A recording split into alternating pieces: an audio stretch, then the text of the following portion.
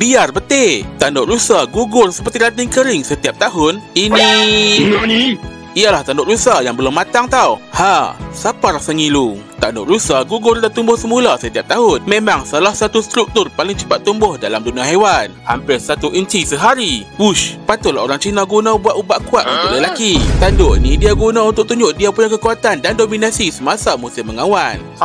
Tengok tanduk aku, mantap. Kau punya sedih.